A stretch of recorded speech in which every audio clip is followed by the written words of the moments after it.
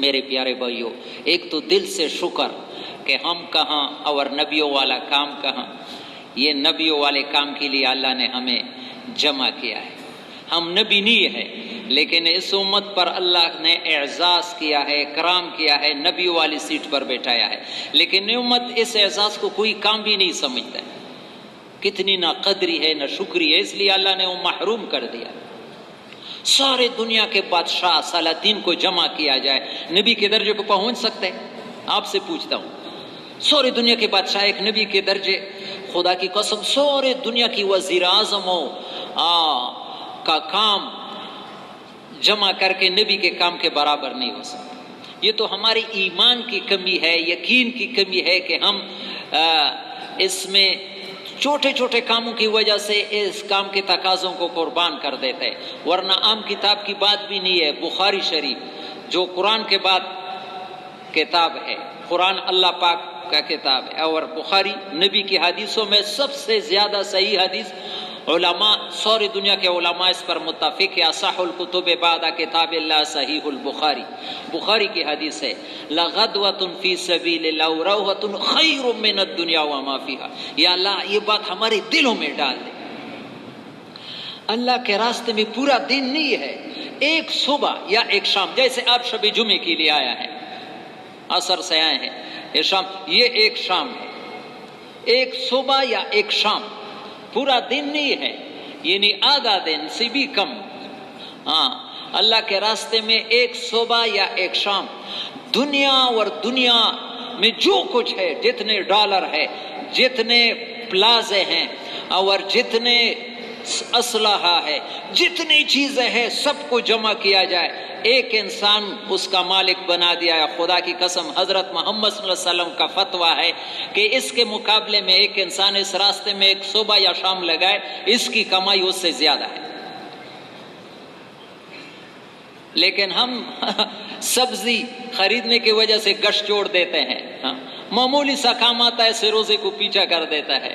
تو اس لیے پھر اللہ پاک اس راستے میں ہمیں آگے ترقی نہیں دیتے۔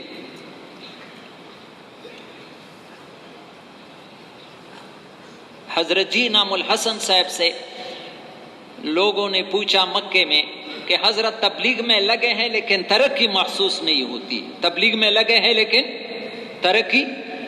تو مجمع سے پوچھا بھائی بتاؤ وجہ کیا ہے؟ مجمع نے کچھ نہیں، پھر خود بتایا تبلیغ کے 6 اعمال ہے۔ کتنے ہیں؟ کتنے اعمال ہیں؟ 3 خصوصی ہے۔ خصوصی اعمال میں کیا ہے؟ خواص لوگ کی، بڑے لوگوں کی ملاقاتیں ہیں، یہ ممبر پر بیٹھ کر بیان کرنا، تقریر کرنا، یہ 2، اور تیسری بات مشورے میں بیٹھنا، یہ 3 خصوصی اعمال ہیں۔ یہ ساری زندگی بھی کریں گے، جب تک ان کے ساتھ 3 امور میں شامل نہیں کریں گے ترقی نہیں ملے گی۔ یہ 3 خصوصی اگر کرتے رہو گے لیکن عمومی نہیں کرو گے تو ترقی نصیب۔ عمومی کیا ہے؟ اپنے محلے کے گشت میں خود نکلنا، اس کو کسی حال میں نہ کرنا۔ کس کس کی نیت ہے کہ اس کے بعد میرا ہزاروں روپے کا نقصان لیکن گشت کو میں نہیں چھوڑوں گا؟ اپنے محلے کے گشت میں خود نکلنا، آگے نہیں کہ ہم مشورہ کرتے ہیں۔ خدا کی قسم اس میں جتنا انوار ہے، 1,24,000 نبیوں کی محنت کے اثرات ہیں عمومی گشت میں۔ عمومی گشت بہت ہی اونچی چیز ہے۔ پہلے زمانے میں تو مولانا الیاس رحمۃ اللہ علیہ کے زمانے میں کسی کو مسئلہ پوچھتا تھا تو پوچھتے تھے کہ عمومی گشت کس محلے میں ہوتی تھی، بیماری ہوتی تھی، پریشانی کے گشت میں جا کر۔ ابھی ہمارا پریشانی آتا ہے گشت کو چھوڑ جاتے ہیں، الٹا ہے معاملہ کہ ہمارے تو وہ بیماری تھی، وہ تھی۔ بھائی یہ تو اللہ سے مسئلہ حل کروانے کا وقت تھا، تو گشت کرتا، گشت میں دعا کرتا۔ اللہ پاک ایسے قدرت والے ہے کہ ڈاکٹروں کے ہاتھ میں نہیں ہے صحت دینا، وہ تو اللہ کے ہاتھ میں۔ عمومی گشت میں خود نکلنا۔ دوسرا، اپنے محلے والوں کے ساتھ اپنے اصلاح کے لیے 27 دن کے بعد مقررہ تاریخ پر سے روزہ لگانا۔ یہ کس کس کی نیت ہے؟ میرے پیارے بھائی کچھ تو آگے بڑھنے کی نیت کر لو، یہ ثواب کی نیت، ثواب تو ملے گی کچھ۔ آگے جانے کی نیت کرو. اہتمام عمل، یہ رائیونڈ کے جوڑ میں سارا اہتمام عمل پر بیانات. سروزہ میرا کبھی ناغہ نہیں ہوگا اور اپنے مقررہ تاریخ سے دنیاوی کاموں کے لیے پیچھے بھی نہیں کروں گا. دیکھو پھر اللہ پاک تمہیں کتنا اس راستے میں ترقی عطا فرماتے.